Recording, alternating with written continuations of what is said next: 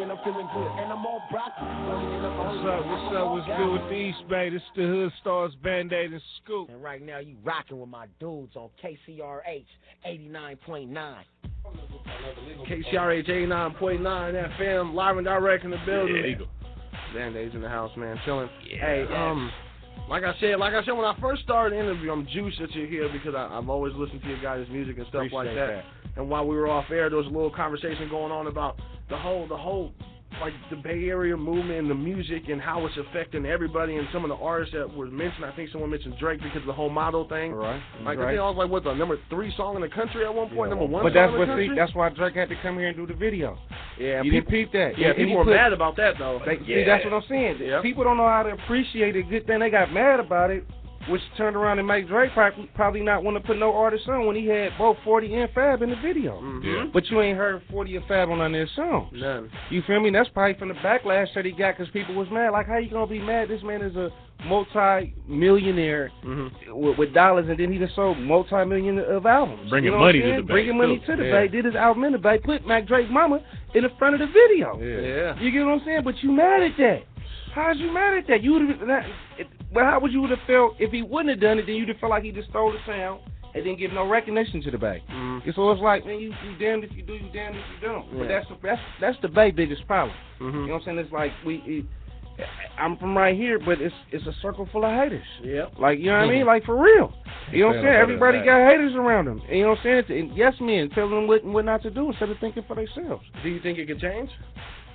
I mean, it can, but it's always going to be, like, it's so hard out here because there's so many rappers out here. You get what I'm saying? So it's like, it's hard to get another city support because they feel like they dudes should be on. They dudes should be in your place. When they ain't knowing, like, in Atlanta, all the rappers ain't from Atlanta. Yeah. You know what I mean? They from outside of Atlanta, but they all rep Atlanta and they all support each other. You feel me? All the rappers that's in Florida ain't from Dade County, but they all rep that same, you know what I mean? They all show that same support. We don't really got that in the Bay because, like I said, a person that feel like he shouldn't be on, my man should be on. My man go harder than him. Why is you? This ain't no competition out here. We not making no money out here. Why is you trying to compete with your boy that's from another city or not your boy from another city? Let him get on it, then maybe he can throw that string back and bring somebody else on. But can't nobody do that because once somebody get up there, it's always somebody else to pull him back down. The Federation was on at one point. You feel me? But certain people was mad because they was using the word hyphy. But then at the end of the day, didn't nobody want to represent hyphy. You get what I'm saying? So it's like, you damned if you do, you damned if you don't. You know what I mean? And it's just being real. You know what I mean? KCRH 89.9 FM, you getting that Bay Area music 101 right here.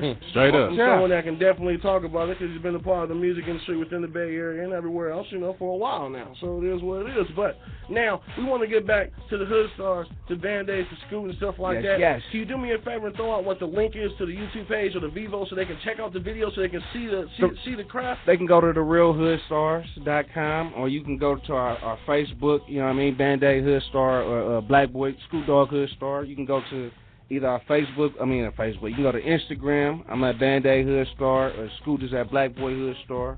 You can go to Twitter under the Hoodstarz, or you can go to Bandaide Hoodstar, or you can go to Black Boy Hoodstar. It's all good. Just Google Hoodstarz. Google Hoodstarz.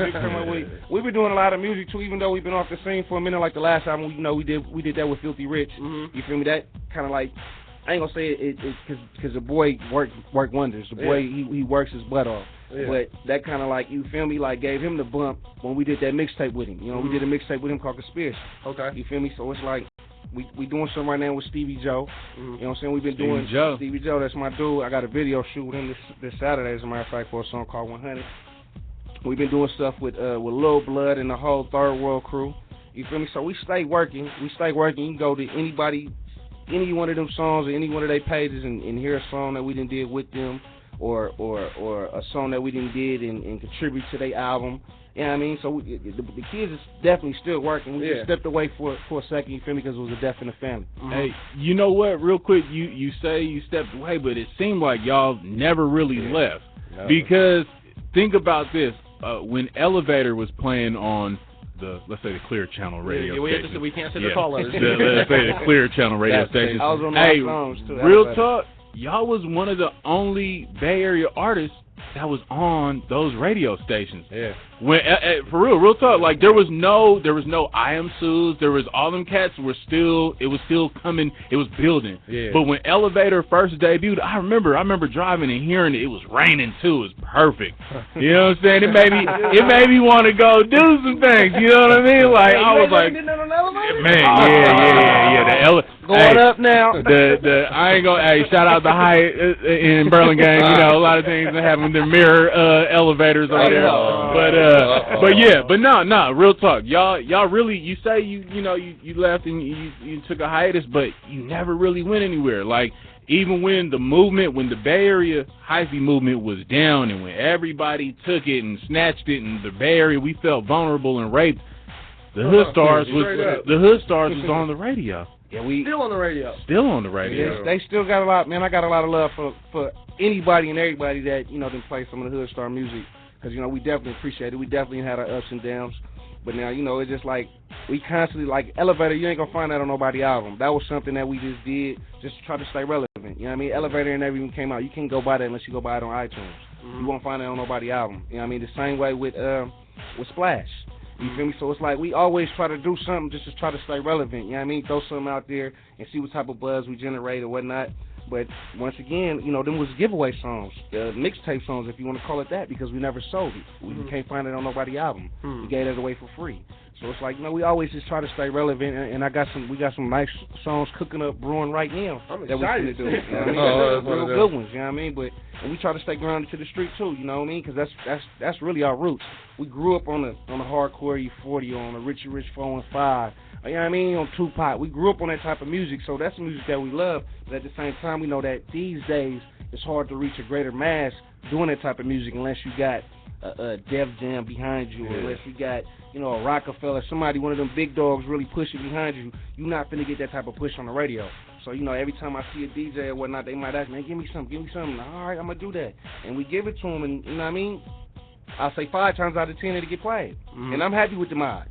Because I'm happy with the odds. You know what I'm saying? Because a lot of people they don't know how to do it, or they don't have that type of relationship. That's why anytime Tasky call me or whatever, I'm coming. I'm gonna show up. I try to keep my relationships good. And a lot of people, once they get that little shine on the radio, they get big headed, and they can't never turn back and go back to where they started from. You ain't never lied. Just like the hood. You know what I mean? If you were born and raised in the hood, then you guys get so big headed you don't go back and don't look out for any of your folks, and then you know what I mean, you fall back down, you can't go back to the hood no more. I was always told by my grandma, what goes up comes down. Same people you meet coming up, you meet coming down. So I try to keep all my relationships good. And you going down a lot faster. You feel me? Go down a whole lot faster. Whole lot faster. Man. Yeah. So I'm gonna hit you with a two-parter.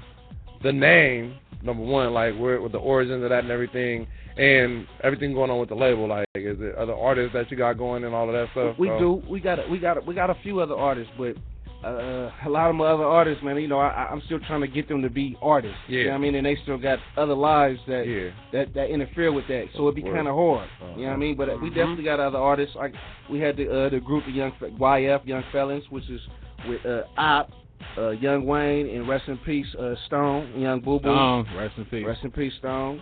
We got another artist by the name of F1. He was supposed to have been here.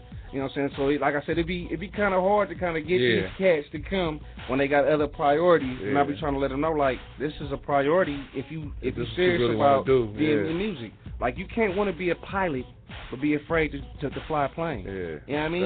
It can't happen. So I be trying to tell them, like, you got to go to these clubs, you got to meet and greet with these DJs, you got to do certain things, and they don't really get the full gas of it. They feel like we the Hoodstarz, we should just be able to put them on this or put them on that. And it's and not that simple. Just like any bad kids, you got to teach them a lesson. So if they don't show up to the little things, you don't let them get the big things.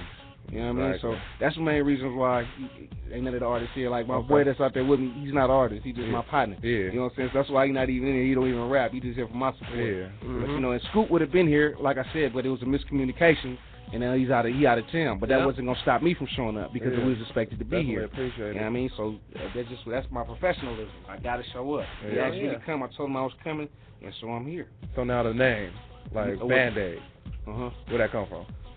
Bandaide came from me scraping folks as a youngster. I think I knew that answer before I asked it. Nah, but not just me scraping, but me getting scraped too. You know what I mean? It's just me not being scared to fight. Yeah. You know what I'm saying? When we left that fight, somebody was gonna leave with a Band-Aid, something, a patch or something. You know what I'm saying? So you know, that's where that came from. You know what I mean? And I done did a whole lot of harm to myself. I done broke my shin, dislocated my shoulder, broke my wrist, cracked. I mean, I done been through it all. Right? Yeah. You feel me? So it all came apart. You know what I mean? Then I started wearing a Band-Aid like around the time when Nelly was always wearing that Band-Aid. Yeah. The boy bit me. Oh yeah, he took my swag, boy. Yeah, he took that. We seen Nelly at a few of the Jack the Rappers and all that. You know, I've been doing this for a minute. Oh man, I used to wear the Band-Aid everywhere. That was like my whole signature thing. You feel me? Next thing I know, I seen him doing country grammar, moving. I'm like, get out of here. I quit wearing it because I didn't want people to think I was jocking him. Yeah. Anybody from East Palo Alto will tell you, man, I was wearing that Band-Aid and it was called Band-Aid way before that. Now I have a question. What was one of your most memorable shows? Like the one show that just stood out to you the most? That just easy. Oh, here we go. That's easy. San Jose Arena. 25,000 people. Yeah. With E40 and Mr. Fast. We did we did grown men. What was this the Boo Bomb or something like that? Boo Bomb is one of them. And we also did we did it with Turf Talk that what's the name of that song East Menlo. Taking them up. That song. You remember that song? Yeah. Oh man, we did that. We came out there. Remember, I came out. It was Cinco de Mayo. I came out there with a white, red, and green jacket, white, red, and green shoes. And I said, La La Vida Loba. They went crazy. They was 415. I was like, throwing my dreads. Waking them up. We was waking them up. Yeah. Believe that, man. Yeah, I'll never forget that, man. That was like the biggest show I did. I didn't travel with show for like 8-9 months. I didn't travel with 40 for like 7 months. But that right there, that was, man, that I'll never forget that because I was at home. The crowd went crazy. And I loved it. Like I'm still high from that. You know what I mean? I'm pretty sure if like a Wild Jam or one of these summer jams come up and you guys came on the stage, they'll still do the same thing. I probably would. But then though, it was like we was at our peak, and it was just, I mean, it was crazy. It was like I said, it was Cinco de Mayo, and oh man, my Latinos in there was going crazy for your boy, man. I was loving. I got so much right.